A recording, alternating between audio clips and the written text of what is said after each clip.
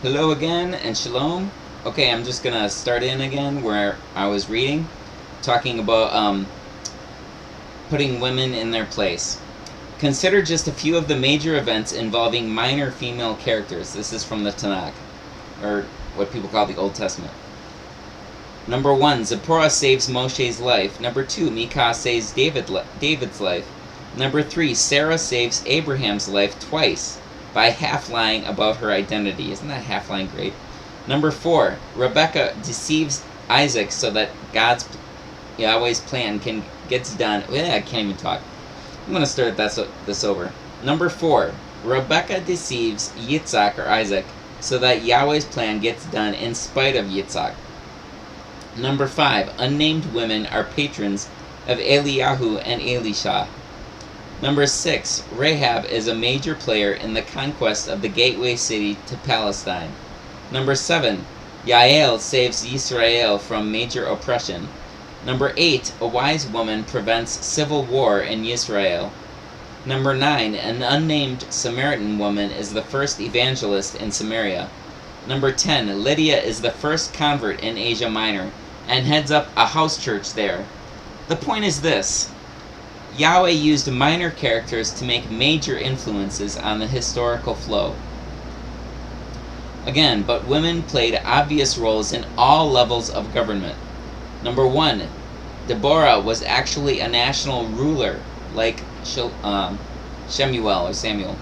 Number 2, one woman built 3 cities and named one after herself. Number 3, the sage women were local city elder types, which meant they were in high government positions. Number 4, each king had a dominant queen, for good or ill. Example, Jezebel. Number 5, queen mothers functioned as vice kings to the point that one could rule the land for 7 years without a king on the throne, and no one had a problem with it. Number 6, even some of the prophetesses were attached to the court. Huldah was probably a court prophetess and was married to a court official. Number 7, there were female scribes, originally a court position that returned under Ezra. Number 8, they had access to the king and to legal courts. Number 9, there were female singers and male singers that had court assignments. Number 10, they assisted in rebuilding the walls of Jerusalem. So women were all involved in government and had government positions. Nobody had a problem. Women's access to sacred locations in the Bible. Number 1, Rebecca was allowed inside some shrine to inquire of Yahweh. Number 2, Miriam appeared with Moshe and Aharon at the entrance to the tent of meeting. Number 3, women served at the entrance to the tent of meeting. Number 4, Hannah went into the sanctuary. Number 5, Yoshiyahu's mother hid him in the temple. Number 6, Anna, the New Testament prophetess, was in the temple area day and night. Number 7, women appear in synagogues in Jerusalem often. Example, the daughter of Abraham. Number 8, women singers probably participated in First Temple functions and certainly in Second Temple functions. Number 9, women completing Nazirite vows offered sacrifices in the tent or temple entrance area.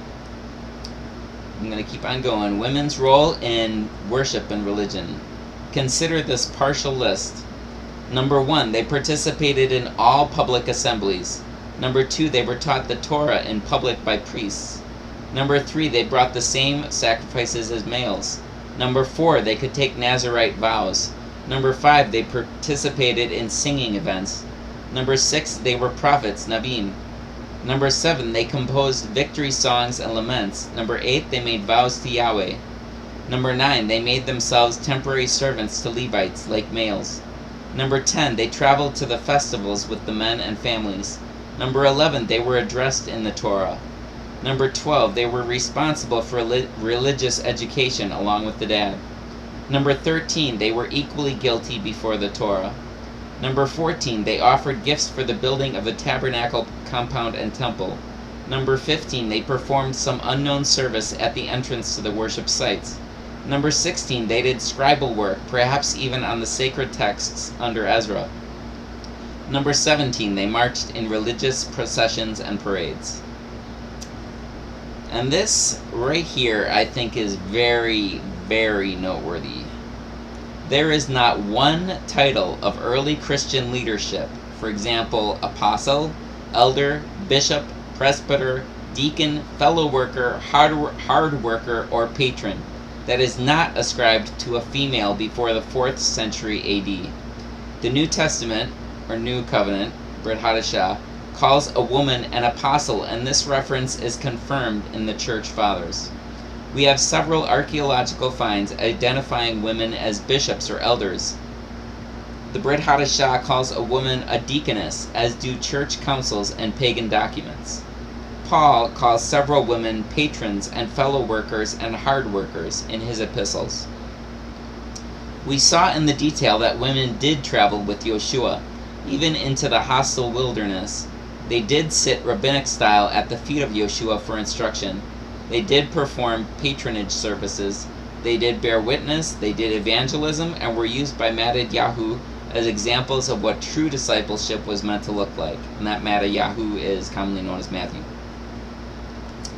But what is significant is that they were singled out in the Yoel prophecy cited by Peter, and that Yoel is Joel. In Acts 2, they were to be co-prophets and co-teachers with men in the New Covenant kingdom.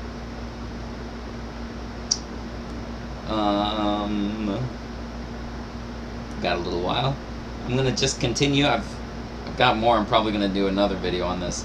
Just to show how off this misconception is nowadays, let me quote from Rosemary Ruther, a very outspoken feminist theologian, who is drawing upon Elizabeth Fiorenza, a very outspoken feminist theologian. I think it's talking about Paul.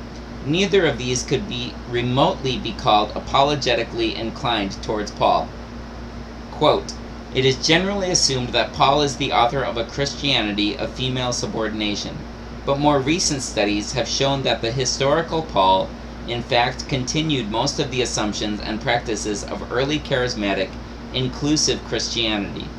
Indeed, most of the New Testament evidence that women functioned as local leaders as well as traveling evangelists is to be found in the Pauline letters. Paul addresses almost an equal number of women along with men, 16 women and 18 men, in his greetings to church leaders in Romans 16. He mentions 2 women, Euodia and Syntyche, I'm not sure if I'm pronouncing that right, as having preached the gospel with Barnabas and me, in Philippians 4 verses 2-3. He addresses a woman named Junia by the title of apostle and constantly refers to the husband and wife team, Priscilla and Aquila, as church leaders, usually naming Priscilla first. He also speaks of the prominent woman Phoebe by the title of both deacon and prostasis, or leader of her community.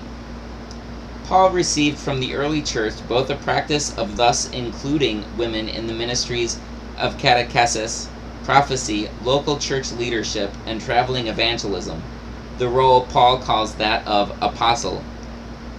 And also, let me get down here, a baptismal theology of male-female equivalence in Mashiach as reflected in the Galatians 3:28 reference. This formula was not original with Paul. He cites it from early Christian tradition. The Galatians baptismal text expresses the early Christian vision of the new humanity in Christ, in Mashiach.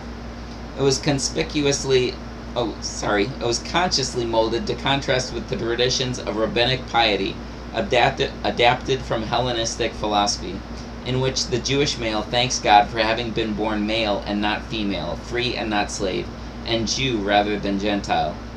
By declaring that in Mashiach these divisions had been overcome, and all these groups made one, the early Christians stated the essence of his or her new identity as one where the equivalence of all humans in the image of Elohim had been restored. Gonna go for just a little bit longer. Note, the recent studies Ruther refers to are works by Fiorenza. The data we discover about Paul shows that in every way he was as liberated in his actual treatment and teaching regarding women as was Yoshua. But Paul actually goes beyond this. He, as a human, can label women as fellow workers with him, A peer statement from the great apostle to the Gentiles. Let me see how much time I've got left. I think I'm about up. I am up. Okay. Next video, I'm going to continue this because I am not done. Have a good life.